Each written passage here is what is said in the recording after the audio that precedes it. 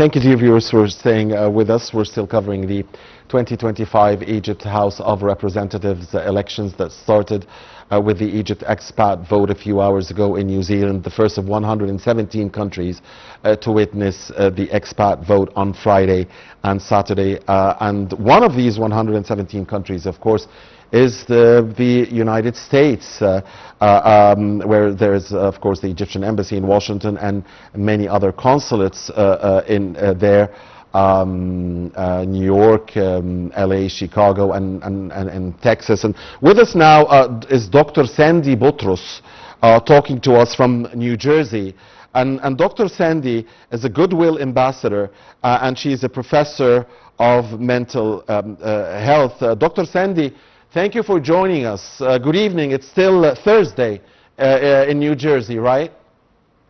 Yes, good evening. Thank you so much for having me over today. Thank you, Dr. Sandy. So the voting in the Eastern Coast, you still have some hours to go. It already started in New Zealand. But tell us about, and you are in New Jersey, tell us about the mood among the Egyptians living in the U.S. and how they are prepared to take part in these elections. So obviously the election is very, very crucial for us as Egyptians. Egyptians always participate, and they're actually now understanding that voting is a duty for them. They have to participate. It's not just a right, but instead of that, they believe that they have to participate. Their voices need to be heard. So the Egyptian community is actually doing a great job with voting. Right. Where can Egyptians vote across the U.S., Dr. Sandy? Is it Washington, L.A., New York, Chicago, and Houston? I mean, correct me if I'm wrong. So depending on where they're located, whether they're located in Washington, New York, New Jersey, like any state, they can always participate in the voting through their embassies and consulates. Yeah. And do you intend to vote personally, Dr. Sandy? Yes, of course. And you're going to New York? Yes. Okay. So it's an atmosphere of elections for you personally. Certainly, because, I mean, there were the mayor elections in New York, Mr. Mamdani winning yesterday, and several elections in the U.S., and now you're going to participate in the Egyptian House of Representatives elections. How do you think the turnout will look like this time around compared to the Senate elections of 3 months ago, Dr. Sandy?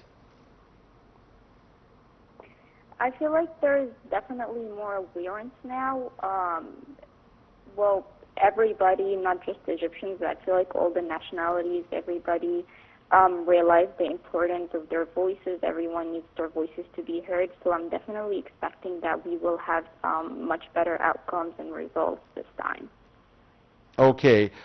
Tell us how do you think it is important, psychologically, for mental health-wise, for Egyptians living abroad to participate in such an event that links them to the homeland, be it elderly Egyptians or those from the second or third generation? So I believe that, like every generation, this is a cornerstone for Egypt's legislative work. So these elections determine like the body responsible for drafting laws, overseeing government action. So it's definitely like very important for them. It also shows like it represents the interests of citizens.